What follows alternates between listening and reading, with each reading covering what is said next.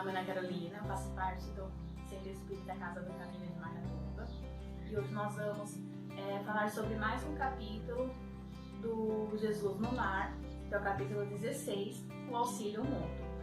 Para a gente conseguir entender melhor, eu vou começar lendo esse capítulo rapidinho e depois a gente vem com uma simples reflexão sobre ele, tá? Então vamos lá, capítulo 16, o auxílio mútuo. Diante dos companheiros, André leu o expressivo trecho de Isaías e falou, comovido, quanto às necessidades da salvação.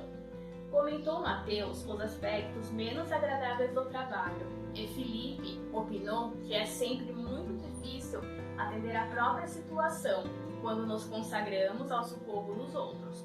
Jesus ouvia os apóstolos em silêncio, e quando as discussões em derredor se enfraqueceram, comentou muito simples. Em zona montanhosa, através de região deserta, caminhavam dois velhos amigos, ambos enfermos, cada qual a defender-se quanto possível contra os golpes do ar gelado. Quando foram surpreendidos por uma criança semi-morta na estrada, ao sabor da ventania de inverno, um deles fixou o singular achado e clamou, irritadiço: "Não perderei tempo. A hora exige cuidado para comigo mesmo. Sigamos à frente." O outro, porém, mais piedoso, considerou: "Amigo, salvemos o pequenino. É nosso irmão em humanidade." "Não posso," disse o companheiro endurecido. "Sinto-me cansado e doente. Esse desconhecido seria um peso insuportável. Temos frio e tempestade. Precisamos ganhar a aldeia próxima sem perda de minutos." E avançou para adiante em largas passadas. O viajor de bom sentimento, contudo, inclinou-se para o menino estendido.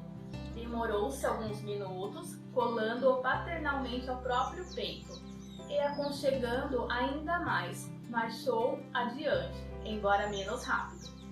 A chuva gelada caiu, metódica, pela noite adentro, mas ele, sobressalvando o valioso fardo, depois de muito tempo, atingiu a hospedaria do povoado que buscava. Com enorme surpresa, porém, não encontrou ali o colega que o procedera. Somente no dia imediato, depois de minuciosa procura, foi o infeliz viajante encontrado sem vida, num desvão do caminho alagado. Seguindo à pressa e a sós, com a ideia egoística de preservar-se, não resistiu à onda de frio que se fizera violenta e tombou encharcado. Sem recursos com que pudesse fazer face ao congelamento, enquanto que o companheiro, recebendo em troca o suave calor da criança, indene de semelhante desastre, descobrira a sublimidade do auxílio mútuo. Ajudando ao menino abandonado, ajudava a si mesmo, avançando com sacrifício para ser útil a outrem. Conseguira triunfar dos percalços da senda, alcançando as bênçãos da salvação recíproca. A história singela deixara os discípulos surpreendidos e sensibilizados. Terna admiração transparecia nos olhos úmidos das mulheres humildes que acompanhavam a reunião, ao passo que os homens se entreolhavam espantados.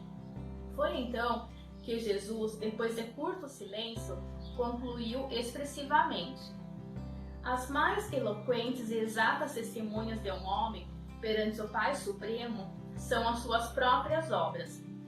Aqueles que amparamos constituem nosso sustentáculo. O coração que socorremos converter-se-á, agora ou mais tarde, em recurso a nosso favor. Ninguém duvide. Um homem sozinho é simplesmente um adorno vivo da solidão, mas aquele que coopera em benefício do próximo é credor do auxílio comum. Ajudando, seremos ajudados. Dando, receberemos. Esta é a lei divina." Jesus que mostra pra gente. Lá no comecinho mostra os discípulos, assim, de certa forma, reclamando um pouquinho para Jesus referente o auxílio que eles estão dando, que talvez eles não tenham tempo para eles, talvez não estejam retornando isso. E com isso, com essa reclamação, começa a ficar aquele clima pesado, aquele clima um pouco chato, negativo. E é isso que a gente não pode deixar acontecer. Se envolver nessa onda negativa, nessa de obstáculos, que tudo é ruim. Porque quando a gente põe sempre o negativo na frente, o positivo pra gente parece que acaba sumindo. Então é isso que a gente não pode deixar acontecer. E aí vem Jesus mostrar pra gente como que a gente pode fazer isso. Como que pode fazer mudarmos isso. Na nossa trajetória de vida, na nossa caminhada, o que acontece? Nós sempre temos os altos e baixos, as coisas ruins e as coisas boas que vão acontecer na nossa vida. Só que o nosso ponto final, o nosso fim, o nosso rumo é o quê? É ir atrás da nossa perfeição, da nossa evolução diária, né? Em busca da felicidade plena e absoluta. Então, uma das formas que Jesus sempre mostrou, ele sempre pregou pra gente, uma das melhores formas a gente conseguir receber chegar nessa caminhada de uma forma mais suave, mais tranquila, é através do auxílio mútuo, é através do amor que ele sempre praticou e que ele sempre mostrou pra gente. Essa história, quando a gente para pra ver, a gente vê que ela tem vários pontos, vários símbolos de linguagem. Entre elas, a gente pode falar da zona montanhosa, que era por onde os viajantes estavam caminhando, que era uma zona de subida, de dificuldade. Então a nossa vida também é assim, nós temos sim dificuldades para passar por elas, mas nós podemos escolher a forma que nós queremos passar por elas. Então, sempre que acontecer alguma estradinha montanhosa na nossa vida, vamos tentar ir pelo lado bom, ir pelo lado do amor, do auxílio mútuo, que é o que Jesus ensina pra gente. Outro símbolo que essa história mostra muito pra gente, esse capítulo, os golpes, o vento gelado, que os viajantes enfrentam o tempo inteiro. O que ela simboliza? Os impactos que a gente tem na nossa vida. Que a vida, às vezes, é uma notícia ruim que a gente recebe, às vezes é um amigo, um familiar que machuca a gente de uma forma que a gente não esperava. Alguma situação triste no trabalho, na nossa vida familiar. Então, também são vários cenários adversos que podem contribuir para a gente sair fora desse caminho do bem, do auxílio, do amor. Mas são coisas que a gente tem sempre que parar para pensar, respirar um pouquinho, para poder voltar no caminho do bem, que é o que a gente vai conseguir no final chegar no nosso ponto, no que nós buscamos para nós, né? Que é a nossa evolução, a nossa perfeição. E mesmo assim, a gente tendo nessa história várias adversidades, a gente pode ver também pontos positivos. Um deles é que os viajantes, eles tinham a vontade de caminhar, de chegar, de ir para frente, deles chegarem no objetivo deles terem a paz, né? A saúde, a perfeição, né? A felicidade plena deles. E o legal também é que entre esses dois viajantes, a gente pode distinguir entre eles dois sentimentos que nós convivemos muito no dia a dia, que são o egoísmo e o amor.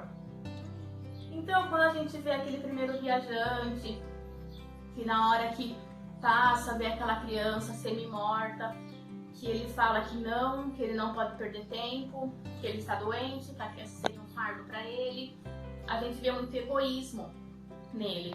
Por quê? Porque ele está pensando nele. A criança, ele não se importou nesse momento.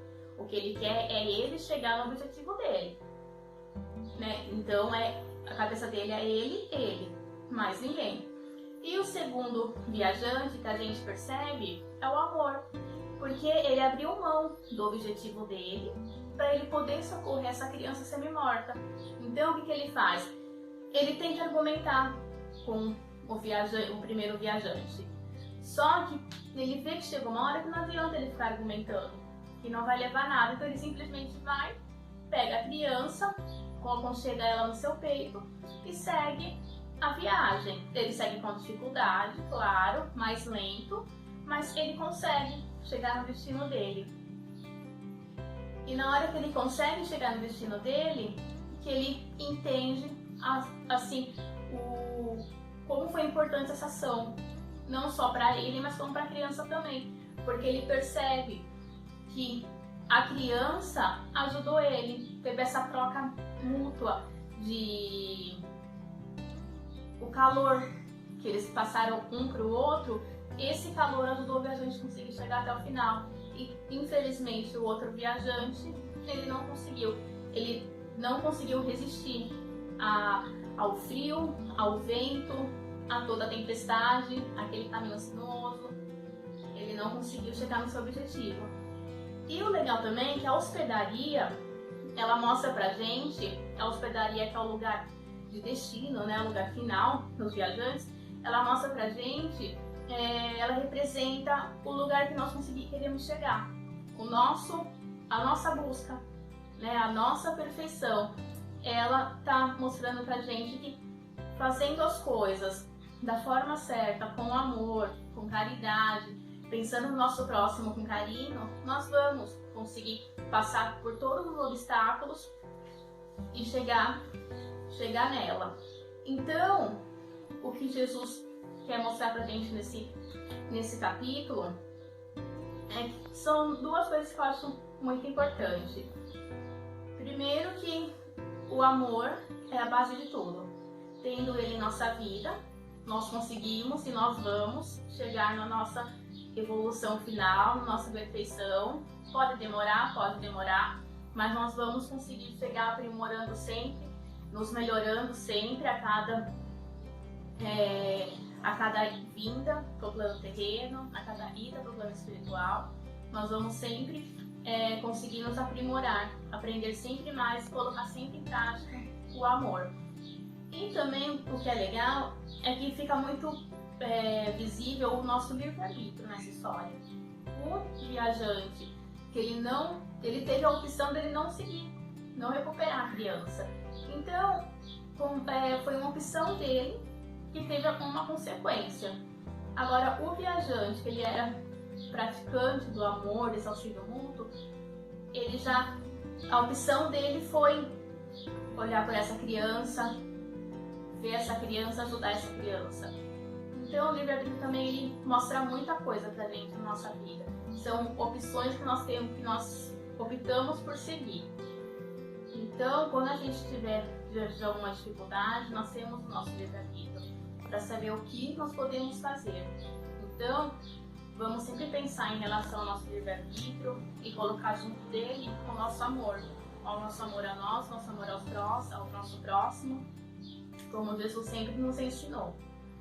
Eu espero que vocês possam ter ajudado bastante esse capítulo e até o próximo vídeo. Até mais!